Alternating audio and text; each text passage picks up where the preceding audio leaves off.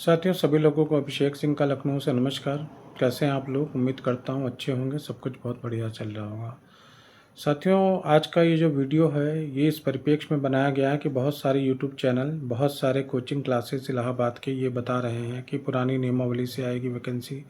कभी कहते हैं नई नियमावली से आती है। जब उनको बैच बेचना होता है तो कहते हैं पुरानी नियमावली से आती है। जब उनको जीएस का बैच बेचना होता है तो कहते हैं नई नियमावली से आती है। जैसा कि मैंने आपको कल भी जानकारी मैसेज के द्वारा दे दी थी कि अभी इस पर कोई भी बात नहीं बनी है। अभी शासन स्तर पर मंथन चल रहा है, सारी चीज़ें चल रही हैं। तो जब तक कोई परिणाम शासन से नहीं बताया जाता है, जब तक नोटिफिकेशन के बारे में कोई ऐसी जानकारी ऑफिशियल नहीं होती है, किसी पर भी बिलीव ना कीजिए। पहली बात मुझे ये करनी है आप लोगों से। दूसरी बात, आज चेयरमैन सर की मुझे जानकारी मिली है कि लखनऊ में मीटिंग थी और चेयरमैन सर को बुलाया गया। नहीं, शिक्षा सेवा चयन आयोग के चेयरमैन की मैं बात कर रहा हूँ, अध्यक्ष जी की बात कर रहा हूँ। इस बात की पुष्टि भी हो गई क्योंकि हमारे एक मित्र जब शिक्षा सेवा चयन आयोग गए एक पत्र को लेकर, जिसमें हमने उनसे आदरणीय अध्यक्ष महोदय से ये विनती की थी कि वो खुद इस बारे में माननीय मुख्यमंत्री जी से संवाद करें, माननीय मुख्य सचिव जी से संवाद करें और परीक्षा को तब तक के लिए टाल दें या नोटिफिकेशन को तब तक के लिए टाल दें जब तक कि इसमें कोई ठोस प्रगति नहीं हो जाती हमारे मैटर में। क्योंकि हमारा मैटर क्या है, विचाराधीन है उत्तर प्रदेश सरकार के माध्यम में। दो बातें होगी। तीसरी बातें दोस्तों ये है कि बहुत सारे यूट्यूब वाले जो बना रहे हैं, कोचिंग वालों की बात होगी, बहुत सारे छोटे छोटे यूट्यूब वाले, बड़े यूट्यूबर्स भी बता रहे हैं और कुछ लोग, कुछ अच्छे लोग भी बता रहे हैं, कुछ सीनियर लोग भी बता रहे हैं कि आप लोगों को एक अवसर नहीं मिलेगा, यानी कि किसी भी तरह से बात नहीं बनेगी तो न्यायालय जाने की बात हो रही है। तो देखिए, मैं ये कहना चाहूँगा कि अभी जब तक हमारी बातें चल रही हैं, हमारी संवाद हो रहा है, तब तक आप न्यायालय के पक्ष में ना जाएं। और मुझे नहीं लगता कि न्यायालय जाने की ज़रूरत पड़ेगी क्योंकि आपका काम हो जाएगा, जहाँ तक मेरा अनुमान है। और बाकी मैं क्या बोलूँ कि न्यायालय ठीक है या नहीं है, अभी इस पर कोई टीका टिप्पणी करने पर मैं सक्षम नहीं हूँ। बस अभी मैं सिर्फ इतना कहूँगा कि अभी न्यायालय को सेकेंडरी रखें, अभी पहले अपने आंदोलन पे फोकस करें। देखिए, किसी भी चीज़ को पाने के लिए हमने क्या क्या स्टेप किए। आपने आंदोलन किया, आपने धरना दिया, आपने जो है ज्ञापन का काम किया। तो यानी वो जितनी भी चीज़ें हो सकती हैं हमारे द्वारा की गई। लेकिन एक चीज़ की बात मैं कहना चाहूँगा कि एकता जब तक नहीं होगी आपके अंदर एक भीड़ होनी चाहिए। आप जब भी कोई आंदोलन करें तो एक ऐसी भीड़ हो, एक अनुशासित भीड़ हो, वो आए और वो आंदोलन करे, तब तो उसका कोई बहुत बड़ा प्रभाव पड़ सकता है। अदरवाइज़ आंदोलन का बहुत बड़ा प्रभाव नहीं पड़ता है। पहली चीज़ तो आपको मैं बता दूँ। दूसरी चीज़ है, बहुत सारे साथी कमेंट करते हैं कि आप युवा मंच के साथ काम करिए, अनिल जी के साथ करिए। मैं बार-बार इस बात को कहता हूँ, देखिए, ना तो मेरा युवा मंच से कोई झगड़ा है, ना मेरा अनिल भाई से कोई झगड़ा है। मैं उनके साथ काम करने को तैयार हूँ। अगर आप लोग कहते हैं तो देखिए, मैं लखनऊ से जितना भी सहयोग हो सकेगा मैं करने को तैयार हूँ। अनिल जी अगर इस वीडियो को देख रहे हैं या युवा मंच का कोई कार्यकर्ता इस वीडियो को देख रहा है तो मैं कहना चाहता हूँ कि आप लोगों के लिए मैं तैयार हूँ। लखनऊ से जो भी सहयोग मुझसे हो सकता है वो मैं करूँगा। दूसरी चीज़ मैं आपको बता दूँ, आप लोग कहते हैं कि रिश्तेदार है मेरे आईएएस आईपीएस। मैंने कभी ये बात नहीं की कि मेरे कोई रिश्तेदार आईएएस आईपीएस है। देखिए, जिस क्षेत्र में आप करते हैं वहाँ आपकी पहचान होती है। आप शिक्षक की तैयारी कर रहे हैं तो आपकी बहुत सारे पीसीएस अधिकारियों से पहचान होगी, प्रयागराज में बहुत सारे शिक्षकों से पहचान होगी जो शिक्षक बन चुके हैं। तो मैं मुखर्जी नगर में रहकर तैयारी करता था तो उस दौरान, और इलाहाबाद में भी रहकर तैयारी करता था तो उस दौरान बहुत सारे लोग परिचित हो गए हैं। वो अधिकारी आज अच्छी पोजीशन पर हैं। तो वो आपको अवसर नहीं दिला सकते हैं लेकिन हमारी मदद कर सकते हैं आपकी बात को ऊपर तक पहुँचाने के लिए। वही उनसे मैं मदद माँगता हूँ तो वो सारी मदद करते हैं। तो इस तरह के फालतू के कमेंट्स करने की कोई ज़रूरत नहीं कि कोई रिश्तेदार है, कोई कुछ है। फिर मैं कहूँगा कि युवा मंच के अनिल जी से मेरा कोई विरोध नहीं है। आप आइए, बढ़ चढ़कर हिस्सा लीजिए किसी भी आंदोलन में और मुझसे जो समर्थन, जिस तरह के मेरे भी यहाँ साथी हैं लखनऊ में, बहुत सारे जीआईसी के साथी कई हैं, वो सारे साथी आपके उस आंदोलन में आएंगे, आपका समर्थन करेंगे। आपको जिस तरीके से करना है करिए। बस मेरी कुछ चीज़ें हैं, अगर आप उसका, मेरे कुछ आग्रह हैं उसको आप मान लीजिए तो मुझे आपके साथ काम करने में कोई दिक्कत नहीं। पहली चीज़ मैं चाहता हूँ कि देखिए, जिससे आपको मांग करनी है तो आप नारेबाजी उसके खिलाफ करिए, बिल्कुल उसमें कोई किसी भी तरह की कोई समस्या नहीं है। लेकिन कुछ ऐसी बातें मत कहिए जो सरकार को नागवार गुजरे। बस इतना मैं कहना चाहता हूँ। बाकी आप योगी को हटा दीजिए, मोदी को हटा दीजिए, मेरा कोई इंटेंशन नहीं है कि लोग सरकार में बने रहें। वाकई में सरकार काफ़ी हद तक हटने वाला काम ही कर रही है। तो मैं ये भी कहूँगा कि आप बिल्कुल हटा दीजिए। अगर आप हटा सकते हैं तो बिल्कुल हटा दीजिए, मेरा आपको समर्थन है। मैं भी नहीं चाहता हूँ। एक किसी व्यक्ति ने उस दिन के आंदोलन में कह दिया कि गुलाबो देवी जी का इस्तीफ़ा मांगना चाहता, तो कुछ लोगों ने मुझसे कहा ये बहुत ही गलत बात कही उन्होंने। मैं कहता हूँ नहीं, बिल्कुल सही बात कही। अगर कोई मंत्रालय है, वो मंत्रालय ये कह रहा है कि हम इस परिप्रेक्ष्य में आपकी कोई मदद नहीं कर सकते, तो उस मंत्रालय को हट ही जाना चाहिए, उस मंत्री को इस्तीफ़ा बिल्कुल दे देना चाहिए। क्यों दे देना चाहिए? देखिए, मंत्रालय हो या कोई भी चीज़ें हों, आप हर चीज़ अगर मुख्यमंत्री कार्यालय से हो रही है, तो फिर मंत्रालयों की ज़रूरत क्या हो गई? आप लोगों का गाढ़ी कमाई का, हम लोगों का गाढ़ी कमाई का टैक्स जाता है, आपको बंगला मिल रहा है, आपको गाड़ी मिल रहा है, आपको अर्दली मिल रहा है, सारी चीज़ें मिल रही हैं, और हमारा ही काम ना हो, जनता का ही काम ना हो, तो उस मंत्रालय का क्या काम? उस मंत्री का क्या काम जो काम ना करा सके? तो क्या इसका मतलब है कि सिर्फ़ आपको सुविधाओं के लिए मंत्री बनाया गया है? तो अगर किसी महिला ने कहा है ऐसा वहाँ पे आंदोलन के दौरान वीडियो में, तो बिल्कुल उसकी आलोचना ना करें, बिल्कुल सही कहा है उन्होंने, मैं भी ये कहता हूँ।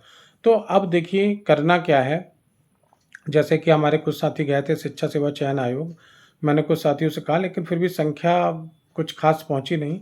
और कल माननीय अध्यक्ष जी आज लखनऊ से रवाना हो जाएंगे, और आज काफ़ी हद तक हमारी बातों की पुष्टि भी उनको मिल गई होगी कि शासन प्रशासन में क्या बातें हुई, क्योंकि हमारे मुद्दों की भी चर्चा थी कि कुछ चर्चा थी कि किस तरीके से असिस्टेंट प्रोफेसर की जो भर्ती आ रही है उसके बारे में वाद विवाद था, और बाकी टीजीटी पीजीटी की भर्ती किस नियमावली से आएगी और कितनी शिथिलता दी जाए। मैंने बार बार कहा है कि सचिवालय के अधिकारी सिर्फ एक ही बात कहते हैं कि देखिए हम पूरी कोशिश कर रहे हैं कि किस तरह से संवैधानिक तरीके से आपकी मांगों को पूरा किया जा सकता है, इस पर विचार हम कर रहे हैं। आप मंत्री जी के स्टेटमेंट को भी आपको याद होगा, जब पहले दिन हम लोग मिलने गए थे तो उन्होंने ये कहा था कि किस तरह से संवैधानिक तरीके से हम आपकी मदद कर सकते हैं, हम इस पर विचार कर रहे हैं। तो करने दीजिए विचार, और अधिकारियों को विचार करने दीजिए, लेकिन हाँ, हमें बैठना नहीं है। हमें एक, अगर हमारी बातें नहीं मानी जाती, हमारे अधिकारी किसी भी तरह, जैसे आज शिक्षा निदेशालय से जो मुझे जानकारी मिली है, उनका कहना है कि आप सभी बच्चों से कह दें कि वो पढ़ाई करें, पुरानी नियमावली या जो भी है क्लॉज लगा के, वो सीधे पुरानी नियमावली नहीं बोलते, वो कहते हैं एक अंतिम अवसर आप लोगों को दिया जाएगा। लेकिन मेरे मन में एक प्रश्न उठता है कि अगर नहीं दिया, कहीं भी कुछ भी गड़बड़ हो गई, तो हम कहीं के नहीं रहेंगे। तो इसीलिए मैं आप लोगों से कहूँगा कि काम करना बंद नहीं करना है, जहाँ जहाँ आपको बुलाया जाए आप पहुँचिए, और लखनऊ में हमको एक व्यापक आंदोलन की तैयारी करनी है, एक ऐसा आंदोलन जो अभूतपूर्व हो। और मैं युवा मंच से कहना चाहूँगा कि देखिए, इतिहास गवाह है कि जब अंग्रेज़ों को रहना था, तो अंग्रेज़ों ने 1906 में मुस्लिम लीग की स्थापना कर दी। आपको पता है कि 1906 में मुस्लिम लीग, आगा खां, सलीमुल्लाह खान और मोहसिन उल खान, और आगा खां उसके अध्यक्ष भी बने। आगे चल के इन लोगों ने क्या, यानी हम 1906 में ही आज़ाद हो जाते, उससे पहले ही हो जाते, लेकिन जब उनको लगने लगता था तो वो क्या काम करते थे, इस तरह की हरकतें कर देते थे कि दो पार्टियों को आपस में लड़ा दो। आज भी हम दोनों को आपस में वैमनस्य फैलाने के लिए कई लोग आगे आ रहे हैं, और वो लोग क्या करते हैं कि इन दोनों को लड़ा दो और तीसरा आदमी फ़ायदा कर ले। छोटे छोटे यूट्यूबर प्रकट हो रहा है, कोचिंग वाले प्रकट हो रहा है कि नई नियमावली से आएगी। नई नियमावली की वो बात करते हैं जो जीएस पढ़ा रहे हैं, पुरानी नियमावली की वो बात करें जो आर्ट्स पढ़ा रहे हैं। तो इस तरह की चीज़ें जो अवसरवादी हैं, उनको हटाने के लिए अनिल जी आइए साथ में काम किया जाए, लोगों के लिए किया जाए, इन लोगों को एक अवसर दिलाया जाए। मैं बिल्कुल युवा मंच के सपोर्ट करूंगा, और मैं पूरी तरीके से आपके साथ हूं, लेकिन क्योंकि अगर अलग अलग चीज़ें होंगी तो मुझे नहीं लगता है कि हम किसी सार्थक परिणाम पे पहुंच जाएंगे। आपका योगदान है, मैं मानता हूं, और मैं तो कहता हूं आप सभी का योगदान है, जितने भी प्रतियोगी छात्र हैं, क्योंकि मैंने तो कुछ नहीं किया। देखिए मेरे कुछ कॉन्टैक्ट्स थे, उन कॉन्टैक्ट्स को यूज़ करके मैं वहां तक आपकी बातों को पहुंचा दिया, बस मेरा इतना काम था। लेकिन अगर आप लोग ना मिलते, अगर आप लोगों का आग्रह ना होता, तो शायद मैं इतनी चीज़ें ना कर पाता। आप लोगों का आशीर्वाद है, आप लोगों का प्रेम है, जो मैं कर पाया हूँ। तो साथियों, मुझे कोई वो नहीं है, कोई गैर गुजार नहीं है, मतलब कि मैं युवा मंच के साथ, मुझे किसी भी तरह का कोई विरोध नहीं है, ना अनिल जी के साथ कोई तरह का विरोध है। हम चाहते हैं कि एक ऐसा व्यापक आंदोलन कीजिए, एक ऐसा धरना हो, जो भी हो, लेकिन लखनऊ की सरजमी पर हो वो। और हो सके कोशिश कीजिए कि आप कल अगर युवा मंच के भी कुछ साथी चले जाएं माननीय अध्यक्ष जी के पास, और वहाँ पे एक धरने का प्रोग्राम आप बना दें, तो वहाँ से भी बातें, जब आप ऐसी जगह पर जाते हैं तो वहाँ से भी बातें आपके लखनऊ तक दस्तक देती हैं। तो आप लोग सभी लोग कल भारी संख्या में संदीप पाल जी से कांटेक्ट करके वहाँ पे जाएं, और उनके पास ज्ञापन है हमारा, उस ज्ञापन को अध्यक्ष महोदय को दें, और कोशिश करें कि कोई ना कोई प्रतिनिधि मंडल आपके साथ अध्यक्ष जी से मिले। दूसरी चीज़ मैं ये कहना चाहूँगा कि जैसे कि अगर हमारा आंदोलन होता है और युवा मंच हमारे साथ आ जाता है, तो मैं कहना चाहूँगा कि जब भी कोई ऐसा आंदोलन होगा और जब भी हमारा डेलीगेशन मुख्यमंत्री या किसी भी व्यक्ति से मिलेगा, तो हमारे ग्रुप के 3 साथियों को ज़रूर उसमें शामिल किया जाएगा। आप अपने कितने भी साथियों को रख सकते हैं, हमें कोई परहेज नहीं, जो भी आपके साथ जाना चाहे वो जाए, लेकिन 3 नाम उसमें ज़रूर होंगे। पहला नाम मेरा होगा, दूसरा नाम संदीप पाल का होगा और तीसरा ग्रुप में जो भी वो लोग कहेंगे उनका नाम होगा। आपकी लेटर पैड का प्रयोग करना चाहते हैं, ठीक है, आप लेटर पैड का प्रयोग करिए, मुझे उसमें भी कोई आपत्ति नहीं है। लेकिन ये 3 नाम हमारे साथ होने चाहिए, बाकी आप किसी के भी नाम से जाएँ, कहीं से भी जाएँ, मुझे कोई आपत्ति नहीं। और मैं बता दूं कि मैं इसको नेगेटिव में मत लीजिएगा, लोगों के आग्रह पर मैं इस चीज़ों के लिए तैयार हुआ हूँ।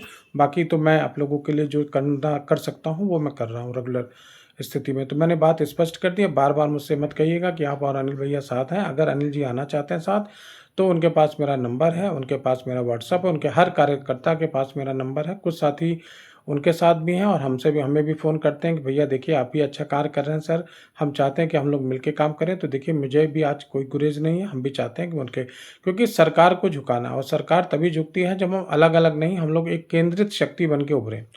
जब हम अलग-अलग काम करेंगे तो चीज़ें सही नहीं होंगी। तो मैं फिर से कहूँगा कि अपना-अपना हित त्याग के, अपने-अपने व्यक्तिगत स्वार्थों का त्याग करके आइए एक होके लड़ाई लड़ते हैं। अगस्त का महीना है, 1947 में हमने आज़ादी दिलाई थी। देखिए कुछ गांधीवादी तरीके होते हैं, कुछ नरम दल, गरम दल के कांग्रेस के तरीके होते हैं। तो वो सारी चीज़ें इतिहास है, इतिहास रहा है। तो हमारा हमारा मतलब जो है ज्ञापन देना वो अलग बात है। उनका है तेवर तो ठीक है, युवा मंच का तेवर रहेगा। हमारी तार्किक बुद्धि रहेगी, जहाँ तक हम सोच सकते हैं, जो चीज़ें कर सकते हैं, जो कॉन्टैक्ट्स कर सकते हैं अधिकारियों से, जो बातें कर सकते हैं, आपकी बातों को वहाँ तक पहुँचा सकते हैं, ऊपर के अधिकारियों तक। और मैं मानता हूँ कि इस सरकार में दबाव बनाना बहुत आवश्यक है और समय बहुत कम है। इतना तो मुझे पता है कि 30 अगस्त तक कोई भी विज्ञापन नहीं आने वाला है। तो आप लोग बिल्कुल मत परेशान हो, कोई भी विज्ञापन नहीं आएगा और कल इस बात की पुष्टि भी हो जाएगी। तो भारी संख्या में सबसे पहले तो कल आप लोग आयोग पहुँचे और वहाँ पे चीज़ों को देखिए कैसा होता है। मैं युवा मंच के साथियों से भी कहूँगा कि आप लोग भी जाएँ, सारी चीज़ों को देखिए। ना किसी न किसी की ज़मीन ली नहीं है, ना किसी न किसी की ज़मीन छीनी है, तो कोई पुश्तैनी दुश्मनी तो किसी की किसी से हुई नहीं है। थोड़ी बहुत गलतफ़हमियाँ हैं, थोड़ी बहुत विरोधाभास है, उनको आप दूर करते हुए एकता में आइए, तभी आपका काम हो सकता है। अगर आपके 20 साथी भी हैं, हमारे भी 20 साथी हैं, तो 20-20 मिलके 40 होते हैं। लेकिन अगर 20 कहीं और चले गए, 20 कहीं और चले गए, तो इससे आपकी शक्ति उजागर होती है और शासन प्रशासन मजबूत होता है। आपके अंदर जहाँ फूट पड़ेगी, तहाँ शासन प्रशासन आप पर सख्ती करना स्टार्ट कर देगा। हर आंदोलन का ये हाल होता है। इतिहास में मैंने देखा कि जब कांग्रेस मजबूत स्थिति में थी, जब आज़ादी मिलने के लिए अग्रसर थी, तो उन्होंने मुस्लिम लीग को खड़ा कर दिया 1906 में। क्यों खड़ा किया? मुस्लिमों के लिए उनको कोई वो नहीं था, उनको बस था कि हम इन लोगों को आपस में लड़ाना है, कि उनके मुद्दे भटक जाएँ, ये हो जाए। आज़ादी की लड़ाई में आप देखिए कि जब 1857 का विद्रोह होता है, तो कई राजा अलग अलग हो गए अंग्रेजों के सपोर्ट में, नहीं तो 1857 में आज़ाद हो जाते हैं। उससे पहले आप देखिए कि हिंदू महासभा अलग राह पर, कांग्रेस अलग राह पर चल रही है और गांधी जी के आंदोलन चल रहे हैं अपने अलग राह पे, भगत सिंह, चंद्रशेखर आज़ाद के अपने अलग चल रहे हैं, सुभाष चंद्र बोस के अपने अलग चल रहे हैं।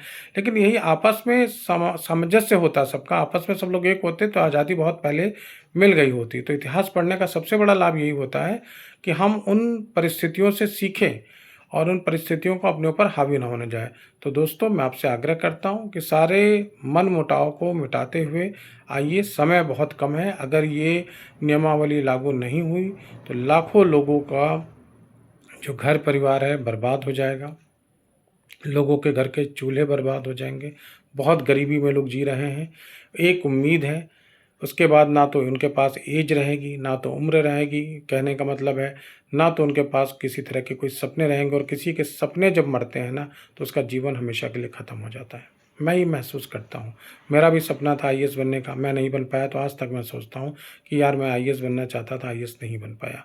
तो जो सपने बचपन से आपने देखे हैं, आपने अध्यापक बनने का सपना देखा है, और अगर उस दिशा में हम वाकई में बहुत आगे निकल चुके हैं। मैं आपको बता रहा हूँ कि हम अपनी मांगों को लेकर काफ़ी आगे निकल चुके हैं। अब पीछे हटने का तो सवाल ही नहीं उठता, किसी भी हालत में पीछे उठने का सवाल ही नहीं उठता। तो हम आगे आएँ, हमारे अंदर जो कमियां हैं उनको दूर करें और आपस में सौहार्दपूर्ण काम करें। ठीक है, आपके अपने तरीके हैं, मेरे अपने तरीके हैं, हम एक दूसरे का सपोर्ट करें, एक दूसरे का विरोध ना करें। क्योंकि विरोध करने से कोई तीसरा व्यक्ति, देखिए हमने तो कहानी भी सुनी है बंदर और बिल्ली वाली, तो यानी सब कुछ हम जानते हैं, सारी पंचतंत्र की कहानी सुनेंगे। जब दो लोगों में वैमनस्य होता है तो उसका तीसरा फ़ायदा उठाता है। यहाँ तीसरा पक्ष कौन है? यहाँ तीसरा पक्ष सरकार है। छोटे छोटे यूट्यूब चैनल हैं जो आपस में हमको लड़ाएंगे कि उन्होंने ये कहा, उन्होंने ये कहा। हाँ, कुछ चीज़ों को लेके विरोधाभास था, लेकिन मैंने कभी सार्वजनिक मंच से मैंने कभी नहीं कहा कि युवा मंच खराब है या अनिल सिंह खराब है। मैंने कभी नहीं कहा। मेरा ये सिर्फ आग्रह है कि देखिए, कुछ चीज़ें मुझे उनकी गलत लगी, तरीका गलत लगा। वो सबको लग सकता है। दो दोस्त होते हैं, आपस में रहते हैं, तो क्या उनकी लड़ाइयाँ नहीं होती? उनके झगड़े नहीं होते? पति पत्नी के झगड़े होते हैं, परिवार में माता पिता के बच्चों से झगड़े होते हैं, तो क्या वो अलग ही हो जाते हैं? अलग भी हो जाते हैं तो फिर भी एक ही उद्देश्य रहता है। लेकिन आप देखिए, परिवार में बहुत सारे भाइयों में झगड़े हो जाते हैं। झगड़े होने के बाद क्या होता है कि कोई तीसरा व्यक्ति आके उसका फ़ायदा उठाने लगता है। लेकिन अगर वही भाई एक हैं, सारी चीज़ें एक हैं, तो कोई तीसरा व्यक्ति उसका फ़ायदा नहीं उठा पाता है। तो अभी कुछ भी नहीं बिगड़ा है, कुछ भी नहीं बिगड़ा है। आप आइए लखनऊ, एक बृहद आंदोलन की तैयारी कीजिए। ऐसा आंदोलन कि जो एकदम यहाँ की पब्लिक को चलने फिरने के काबिल न रहने दे। यानी कि एकदम ऐसा माहौल बना देना है कि सरकार आते ही 10 मिनट 20 मिनट के अंदर हमसे बात करके हमारे मुद्दे को तुरंत आगे बढ़ा दे। जो डर है सरकार को कि ये हो जाएगा, वो हो जाएगा, उन सारी बातों को छोड़ते हुए अपने आप को इतना मजबूत करना है, क्योंकि हम युवा हैं, हम छात्र हैं। हम जो चाहेंगे वो ले लेंगे, हम जिस तरह की नियमावली चाहेंगे जो ले लेंगे, हम जितने पद चाहेंगे वो ले लेंगे। लेकिन आपको एकजुटता होना चाहिए। आपको घर से बैठ के सिर्फ मोबाइल नहीं इस्तेमाल करना है, आपको सड़क पर आना है, लखनऊ की सरजमी पर आना है और लखनऊ की सरजमी से हुंकार भरना है। और हुंकार तब तक भरना है जब तक कि आपकी मांगें पूरी नहीं हो जाती। बस मैं ये कहना चाहूँगा कि जो भी महिलाएं आएंगी, बढ़ चढ़ के आएँ, लेकिन हाँ, आपका जो भी तरीका है कंट्रीब्यूशन करने का वो करिए, लेकिन एक उसका हिसाब किताब रखिए कि कोई महिला आए तो उसके साथ ये ना हो कि अगर रुकना पड़ रहा है तो उसको अलग से धर्मशाला खोजना पड़े, अलग से होटल। मतलब फिर सारी जिम्मेदारी एक मंच की होनी चाहिए कि भाई ठीक है, हमने आपसे कंट्रीब्यूशन लिया है तो कंट्रीब्यूशन कमाई के जरिए नहीं होना चाहिए, बल्कि वो होना चाहिए कि आंदोलन में उसको खर्च करना है एक एक रुपया। क्योंकि देखिए, बहुत सारे भाई बहन ऐसे होते हैं जो बहुत गरीब होते हैं। वो बेचारे किसी तरह से ट्रेन से आ सकते हैं, लेकिन अगर रुकना पड़ जाए, खाने पीने की व्यवस्था हो जाए तो उन्हें दिक्कत होती है। तो इस तरह की दिक्कतें ना हो, इसके लिए कंट्रीब्यूशन भी एक अच्छी चीज़ है, लेकिन उस कंट्रीब्यूशन का प्रॉपर हिसाब किताब होना चाहिए। किसी के अंदर अविश्वास ना हो। मैं ये नहीं कहता कि आपने हिसाब किताब नहीं रखा होगा, बिल्कुल रखा होगा, लेकिन अगर किसी के अंदर कोई भावना आती है कि भाई हिसाब नहीं मिल रहा है, चीज़ें नहीं मिल रहा है, तो उसकी एक बैलेंस शीट होनी चाहिए। वो आदमी को दिखना चाहिए कि भाई देख लीजिए साहब, साँच को आँच क्या, है ना? तो यानी कि मेरे कहने का मतलब है, जब आप सत्य बोल रहे हैं तो आपको डरने की कोई ज़रूरत ही नहीं है। आपको सारी चीज़ें दिखाने की कोई ज़रूरत ही नहीं है। जैसे आप कहते हैं हमारे सारे पत्र हमारे ओपन होते हैं, सारी चीज़ें ओपन होती हैं, तो इसको भी आप थोड़ा-सा देखें, समझें। मैं आपका पूरा तरह से सहयोग करने की तैयारी कर रहा हूँ। अगर आप सहयोग नहीं भी देते, तो आप अपने तरीके से काम करिए। मुझसे जो हो सकेगा मैं करूँगा। मेरे पास जो भी संभावनाएँ हैं दोस्तों, मैं आगे बढ़ चढ़कर आप लोगों के लिए काम कर रहा हूँ। बहुत जल्दी हम उत्तर प्रदेश के डीजीपी साहब से मिलने वाले हैं। उनके थ्रू हम कोशिश करेंगे माननीय मुख्यमंत्री जी से अपॉइंटमेंट लेने का, जो कि 30 से 35 मिनट का हमने मांगा है समय। और 30 से 35 मिनट के समय में हम मुख्यमंत्री जी को वो सारी चीज़ें समझा देंगे जो हम बताना चाहते हैं। देखिए, आप लोगों ने एक वर्ड सुना होगा, नेगोशिएशन। नेगोशिएशन हम प्रयास करते हैं। चूँकि मैं तैयारी के बाद मैंने एमबीए किया हूँ। एमबीए करने के बाद मैंने टाटा टिस्कॉन में जॉब की, उसके बाद मैं तैयारी में आया। मैंने नेगोशिएशन पावर सीखी है। कुछ मेरी जन्मजात थी, कुछ सीखी है। नेगोशिएशन पावर ये होती है जो आप लोग सब्जी वालों से रोज़ करते हो, आपके माता पिता करते हैं, आप करते हो कि वो 10 रुपये किलो दे रहा है, 20 रुपये किलो दे रहा है, तो आप 10 रुपये में मना लेते हो, 8 रुपये में मना लेते हो। तो मुझे लगता है कि मेरे अंदर थोड़ी सी नेगोशिएशन पावर ज़्यादा है। मैं ये नहीं कहता हूँ किसी और के पास नहीं होगी, लेकिन मैं अपने ऊपर जानता हूँ। तो अगर मैं किसी अधिकारी से मिल लेता हूँ, मैं किसी राजनेता से मिल लेता हूँ, तो मुझे लगता है मैं उनसे बातें मनवा लेता हूँ। चाहे मुझे हाथ पैर जोड़ना पड़े, चाहे मुझे तर्क देने पड़े, या जैसे भी चीज़ें देना पड़े, वो सारी चीज़ें मैं कर लेता हूँ। तो बस इसीलिए मैं चाहता हूँ कि जो भी डेलीगेशन हो उसमें मेरा नाम ज़रूर हो। बाकी मुझे किसी से मिलने की ज़रूरत नहीं। ईश्वर की कृपा से सबसे मुलाकात होती रहती है सभी जगह। माननीय योगी जी अभी दिनेश प्रताप सिंह की जी के लड़की की शादी में आए थे, वहाँ भी मेरी मुलाकात हुई। अभी मैं जब सचिवालय गया था तो वहाँ भी मुलाकात हुई। मुलाकात का मतलब है कि उनके सानिध्य मिलता है। रीता बोगड़ा जोशी जी के फादर की मूर्ति का अनावरण था, उसमें भी हमारी उनसे मुलाकात हुई। उसमें तो बहुत अच्छी मुलाकात हुई कि फ़ोटो सेशन भी हुआ था। और माननीय रीता बोगड़ा जोशी जी उस समय पर्यटन मंत्री थे, उन्होंने सबसे मिलवाया था, सभी लोगों से योगी जी को मिलवाया था, हाथ जोड़ के अभिवादन हुआ था। तो यानी मुझे ऐसा कोई शौक़ नहीं, बस मैं चाहता हूँ कि उस डेलीगेशन में मैं रहूँगा तो मैं अपनी बात कह पाऊँगा उनसे कि चीज़ें कैसे हैं कैसे नहीं हैं। एक लीगल तर्क। बाकी कुछ लोग कहते हैं एनसीटी, तो देखिए हम ये जो अशासकीय का मामला हो या राजकीय का मामला हो, एनसीटी दोनों में काम करता है, लेकिन हाँ अशासकीय में और उसमें दोनों में ढील दी जा सकती है। राज्य सरकार जो भी चाहे, देखिए एनसीटी अलग है, यूजीसी नेट अलग है। यूजीसी नेट कहता है कि असिस्टेंट प्रोफेसर की डिग्री आपके पास होनी चाहिए, तभी आप यूजीसी नेट का फॉर्म भर सकते हैं। यूजीसी कहता है, सभी राज्य सरकारें मानती है, राजस्थान नहीं मानता। राजस्थान क्या कहता है कि आप असिस्टेंट प्रोफेसर का फॉर्म भरिए, आपके पास पीजी की डिग्री होनी चाहिए, 55% मार्क्स होने चाहिए, आप फॉर्म भरिए, उसके बाद इंटरव्यू तक आपके पास वो डिग्री हो जानी चाहिए। शायद पीजीटी में भी राजस्थान ऐसा ही करता है। तो अगर हर राज्य अपने अपने नियम बना सकता है तो हमारा उत्तर प्रदेश क्यों नहीं कर सकता? तो मैं यही बताना चाहता हूँ कि ये सब फालतू की बातें हैं कि राज्य ये कर सकता है, फला ये नहीं कर सकता। राज्य जो चाहे वो कर सकता है, संवैधानिक तरीकों के साथ कर सकता है। और अगर राज्य चाहेगा तो ना तो कोई हाई कोर्ट उसे रोक पाएगा, ना तो कोई सुप्रीम कोर्ट रोक पाएगा। क्योंकि अगर विधायिका किसी कानून को बना देती है तो बहुत ज़्यादा उसमें हस्तक्षेप करने का अधिकार ना तो हाई कोर्ट को है, ना तो सुप्रीम कोर्ट को है। तो बस मेरे हिसाब से मैंने सारी बातें आप लोगों से कह दी हैं। मैं फिर आखिरी में कहूँगा, अनिल जी आइए, साथ मिलके काम किया जाए। युवा मंच के साथियों आओ, जो भी चीज़ें हैं आपस में एक रहो। मेरी वजह से अलग रहने की कोई ज़रूरत नहीं है। आप लोग सब लोग आइए, मिलके काम करिए।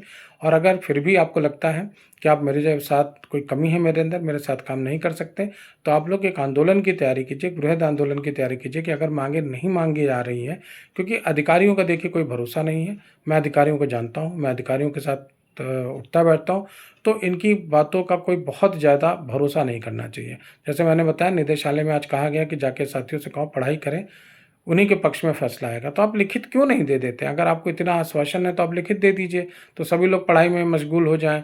क्यों फालतू में इधर उधर आंदोलन करें, क्यों अपना समय जाया करें? तो साथियों, जो लोग कहते हैं कि भैया आप दिला दीजिए, सर आप दिला दीजिए, आप मुझे एक फॉर्म भरवा दीजिए, तो देखिए मैं प्रयास कर सकता हूँ, साथ आपको देना होगा। अगर आप मेरा साथ दे देंगे, मैं जहाँ बुलाऊंगा आप आ जाएंगे। एक दिन ही बुलाऊंगा, एक दिन बुलाऊंगा सिर्फ। मैं पूरी योजनाबद्ध तैयारी कर रहा हूँ और मैं सिर्फ आपको एक दिन बुलाऊंगा, और यकीन मानिए 15 से 20 मिनट में आप नोटिस लेके जाएंगे। लेकिन हाँ, संख्या अच्छी खासी होनी चाहिए। संख्या ये नहीं कि 10 लोग आ रहे हैं, 20 लोग आ रहे हैं, 50 लोग आ रहे हैं। फिर आप जितने लोग प्रभावित हैं वो सब उस दिन सड़क पे होने चाहिए। चाहे घर में कुछ भी हो गया हो, आपके पैर टूट गया हो, आपके हाथ टूट गया हो, कोई बहाना नहीं, आपको आना है और आपको नोटिफिकेशन लेके जाना है अपनी तरफ से। बस मैं ये कहना चाहूँगा। धन्यवाद साथियों, बहुत बहुत आभार आप लोगों का, प्रेम का, आपके कमेंट्स के बहुत बहुत आभार। इसी तरह से प्यार देते रहें और प्लीज़ जितने साथियों तक हो सके आज इस बात को शेयर करें। आज ये वीडियो प्रत्येक उत्तर प्रदेश के प्रत्येक अभ्यर्थी के पास होना चाहिए। इतना शेयर कर दें, सब्सक्राइब कर दें चैनल को कि ज़्यादा से ज़्यादा हमारी बात आज पहुँचे। आज आपको देखना है कि आप कितने लोगों को साथ इस चीज़ को शेयर करते हैं और कितने इस चैनल को सब्सक्राइब करते हैं। वो संख्या बता देगी कि आने वाले समय में आप क्या करने वाले हैं। तो आज आप अपनी ताकत को दिखा दीजिए, अपने बल को दिखा दीजिए कि वाकई में आपके अंदर वो क्षमता है कि आप किसी भी चीज़ को हासिल कर सकते हैं। मैं आपके साथ हूँ, आप फॉर्म जरूर भरेंगे। आप बिल्कुल ये निश्चिंत जान लीजिए कि किसी भी हालत में कोई भी सरकार, कोई भी तानाशाह व्यक्ति हो, चाहे कोई भी हो, वो आपको रोक नहीं सकता। हमें अपनी ताकत को दिखाना होगा। धन्यवाद, नमस्कार, आपका दिन बहुत बहुत शुभ हो।